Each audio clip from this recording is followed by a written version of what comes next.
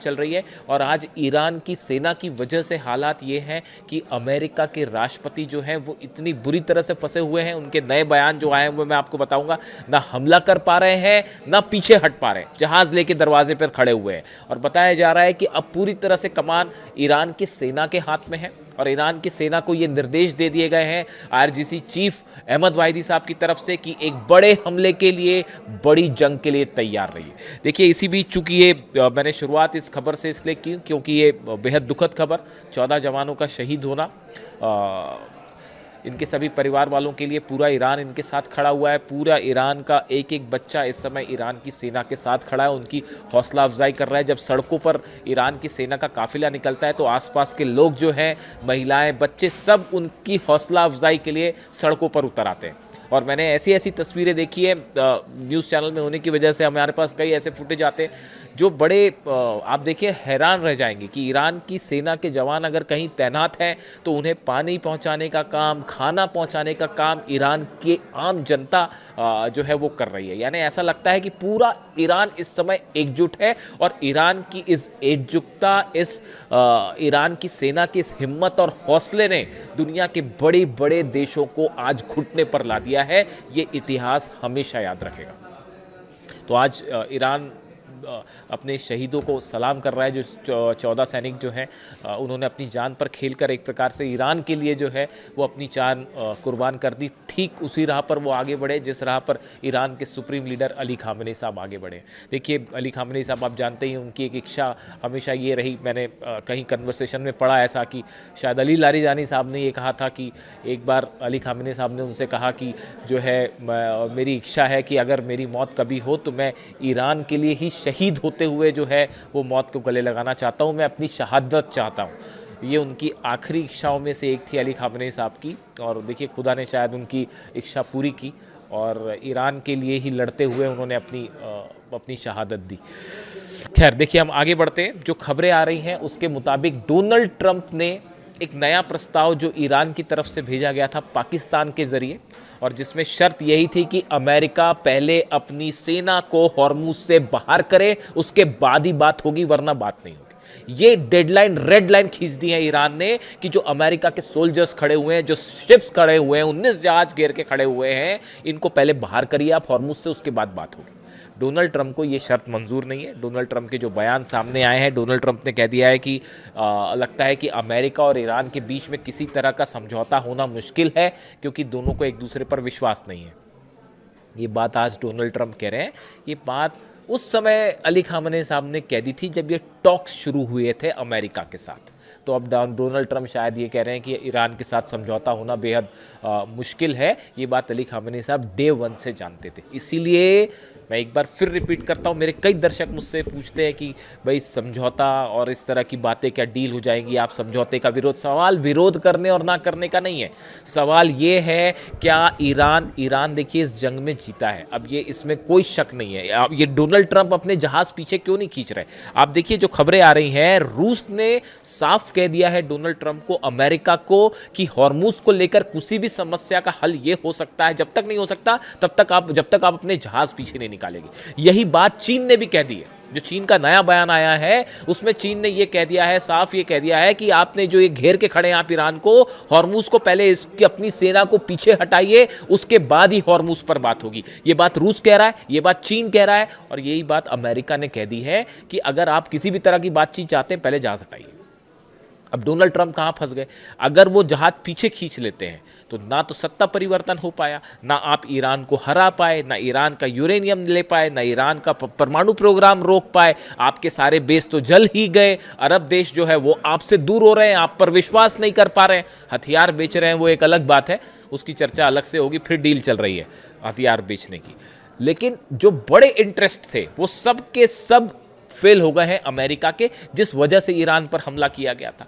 तो ऐसी सिचुएशन में अगर अब डोनाल्ड ट्रंप अपने जहाज पीछे खींच ले तो गजब की बेइज्जती हो जाएगी कि भाई आपने फिर हमला क्यों किया। और वहाँ पे कांग्रेसमैन जो हैं सवाल जवाब चल रहे हैं पीट हेग्सेथ के साथ, अमेरिका के रक्षा मंत्री के साथ। आप भी देखिए इंटरनेट पर जाके सर्च करिए, वहाँ पर जो है कांग्रेस अलग अलग जो सांसद हैं वो सवाल करते हैं रक्षा मंत्री से किसी भी जंग में जब अमेरिका जाता है तो। और ऐसे तीखे सवाल पूछे गए कि पीट हेग्सेथ के पसीने छूट गए। और वो जवाब नहीं दे पाए, सवाल कुछ और हो रहा है, जवाब कुछ और दे रहे हैं। यानी इतनी बुरी हालत अमेरिका के रक्षा मंत्री की मैंने पहली बार देखी होते हुए। आप वो डिस्कशंस देखिएगा। तो अब सवाल ये है कि एक तो कांग्रेस से परमिशन लेनी है, 2 महीने से ज़्यादा अगर आप युद्ध करते हैं किसी देश से, तो अमेरिका के राष्ट्रपति को संविधान के मुताबिक कांग्रेस से, संसद से, सीनेट और कांग्रेस से जो है परमिशन लेनी पड़ेगी। अब अमेरिका ये कह रहा है, पीट हेग्सेथ ये कह रहे हैं कि साहब अभी तो सीज फायर चल रहा है, तो जो पिछले 1 महीने से करीब जो सीज फायर चल रहा है 25 दिन से, इसको उसमें शामिल ना किया जाए, यानी इसको आप उसमें छोड़ दीजिए। तो अब वहाँ एक नया डिस्कशन, यानी एक और तरीका खोज दिया है अमेरिका ने कि कैसे जो है अभी पीछे ना हटना पड़े, क्योंकि अगर कांग्रेस ने परमिशन नहीं दी तो डोनाल्ड ट्रंप को अपनी सेना वापस बुलानी पड़ेगी, और ये अपने आप में एक मतलब हार तो हो ही चुकी है, उसको स्वीकार भी करना पड़ जाएगा और ठप्पा लग जाएगा भाई कि हाँ हार गए। तो अब डोनाल्ड ट्रंप की स्थिति ऐसी है कि ना हमला कर पा रहे हैं, लेकिन हालांकि ईरान की तरफ से जो अलर्ट दिया गया है अपनी सेना को, वो ये मान के चल रहे हैं, देखिए कोशिश हो सकती है कि बेहद आनन फानन में एक हमला किया जाए, जिसकी बहुत ज़्यादा चर्चा है डिफेंस सर्कल में। वो ये है कि जो ब्रैड कूपर है और डैन कीन की मुलाकात हुई, सेंटकॉम के चीफ और chief of joint staff America के, इनकी जो मुलाकात हुई, इसमें ये कहा गया एक छोटे हमले का प्लान तैयार किया गया। उसके लिए जो मिसाइल्स चाहिए वो मैंने आपको बताया, हाइपरसोनिक मिसाइल्स हैं, डार्क ईगल, उससे हमले करने का प्लान है।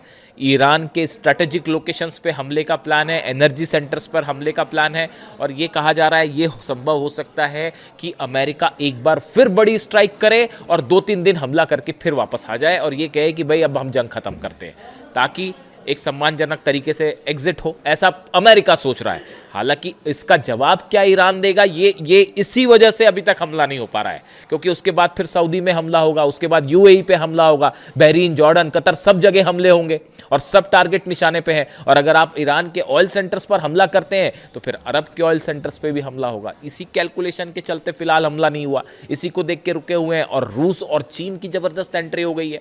पुतिन की जो 90 मिनट की बात थी, उसमें बात यहीं पर फंस गई कि आप सेना क्यों नहीं हटा रहे। चीन ने ये साफ कर दिया है, अभी चीन के दौरे पर जाना है ट्रंप को, और मामला यहाँ फैला हुआ है। चीन ने साफ कह दिया है कि साहब देखिए, आप एक तो आप वियतनाम के आसपास जो है उसके मुद्दे पर कोई बात नहीं होगी आपसे, और दूसरी चीज ये देखिए, चीन ने साफ कर दिया है कि ताइवान को लेकर जो है वो हमारी रेड लाइन है, उसके आसपास हम बिल्कुल बर्दाश्त नहीं करेंगे कि आपकी कोई सेना मौजूद हो। और दूसरी चीज, जो तेल आ रहा है ईरान से चीन का, उसको लेकर चीन बेहद नाराज है और चीन ने पूरी तैयारी कर रखी है कि अमेरिका को जो चीज़ें एक्सपोर्ट होती हैं, रेयर अर्थ मटेरियल के साथ बाकी जो चीज़ें जाती हैं, सेंट्रीफ्यूजेस जाते हैं अलग अलग, और चिप्स जाते हैं, इनको कैसे रोका जाए, इसको लेकर पूरी तैयारी कर रखी है चीन ने। तो दोनों देशों के बीच में भयंकर तनाव है। इसलिए देखिए, खबरें 2 तरह की चल रही हैं डिफेंस सर्कल में है कि जो अमेरिका का दौरा होगा चीन का, इसके पहले पहले हॉर्मुज का हल होना तय है, वरना चीन का दौरा फेल हो जाएगा। वरना चाइना जो है वो कुछ भी, किसी भी तरह की ना डील आगे हो पाएगी, ना कोई बात आगे बढ़ पाएगी। तो ये माना जा रहा है कि 14 और 15 मई की जो डेट सामने है, जिसमें डोनाल्ड ट्रंप बीजिंग जा सकते हैं, उसके पहले पहले हॉर्मुज पर कोई हल निकल के आएगा। अब ये या तो जंग के रूप में हो सकता है, जिसको लेकर ईरान ने अलर्ट कर रखा है। ईरान का जो कहना है, जो ईरान से जानकारियां आ रही हैं कि IRGC की तरफ से एक अलर्ट जारी किया गया है सेना की तरफ से, और अपने सारे सैनिकों को खासकर हॉर्मुज के आसपास रेडी मोड में रखा गया है, मिसाइल्स को रेडी मोड में रखा गया है, क्योंकि अंदर खाने से इस तरह की खबरें हैं कि 48 से घंटे के अंदर अंदर कभी भी जो है किसी तरह का एक हमला हो सकता है। इस तरह की चर्चाएं चल रही हैं डिफेंस सर्कल में। देखिए, मोहम्मद जफर असदी, डिप्टी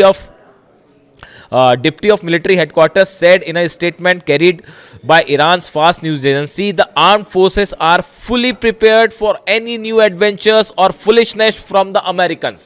देखिए, ये कह रहे हैं मोहम्मद जफर असदी साहब, जो है डिप्टी ऑफ मिलिट्री हेडक्वार्टर्स हैं। इनका कहना है कि डोनाल्ड ट्रंप और अमेरिका की सेना की किसी भी मूर्खतापूर्ण हमले के लिए हम पूरी तरह से तैयार हैं और करारा जवाब दिया जाएगा। देखिए, एक खबर जो है, आप इस बात को शायद समझ ही रहे होंगे, जो खबरें इजराइल से आ रही हैं, इजराइल के हर उस एयर बेस पर तेजी के साथ मूवमेंट हो रहा है फाइटर जेट्स का, जिनका इस्तेमाल हमले के लिए किया जाता है ईरान पे। सैटेलाइट्स की तस्वीरें ईरान पहुंचा ही रहा है, सैटेलाइट की तस्वीरें जो चीन जो है वो ईरान को पहुंचा ही रहा है। तो इजराइल में जो हरकतें हो रही हैं, जो मूवमेंट हो रहे हैं, उस पर बड़ी पैनी नज़र है और हर जानकारी ईरान तक जा रही है। बताया जा रहा है कि जो इजराइल के वो बेसिस हैं जिसका इस्तेमाल इजराइल हमले के लिए करता है ईरान पे, उन सब में फाइटर जेट्स पहुंच गए हैं, उनमें मिसाइल्स भी लोड कर ली गई हैं और बड़े स्तर पर सिर्फ एक इंतज़ार है, डोनाल्ड ट्रंप से अगर ओके होता है तो हमला हो सकता है। लेकिन जो सोर्सेज हैं वो ये बता रहे हैं कि इस बार शायद ऐसा भी हो कि अमेरिका सीधा हमला ना करे और इजराइल के जरिए हमला किया जाए, और जितनी बड़ी मात्रा में हथियार आए हैं वो शायद इसी ओर इशारा कर रहे हैं कि हमला इस बार अमेरिका सीधा ना करे, इजराइल के जरिए हमला करवाया जाए और अपने हथियार जो है सारे उसको प्रोवाइड किए जाए। लेकिन ऐसी हालत में सवाल यह है क्या इजराइल अकेला मुकाबला कर पाएगा ईरान का?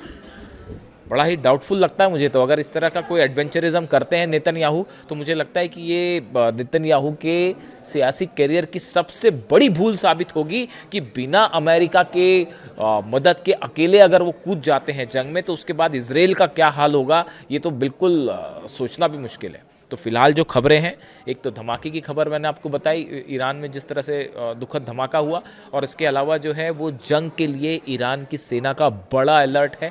हर चीज़ पर बड़ी बारीकी से नज़र है, खासकर तब जब डोनाल्ड ट्रंप ने जो नया प्रस्ताव भेजा था, ईरान ने अपनी शर्तें रखी थी, इसको मानने से मना कर दिया। ऐसे हालात में एक बार फिर हालात बेहद तनावपूर्ण है और ये माना जा रहा है अगले 24 से 48 घंटे में कोई बड़ा डेवलपमेंट इस दिशा में हो सकता है। जो भी अपडेट होगा आप तक पहुँचाऊँगा। Thank you so much.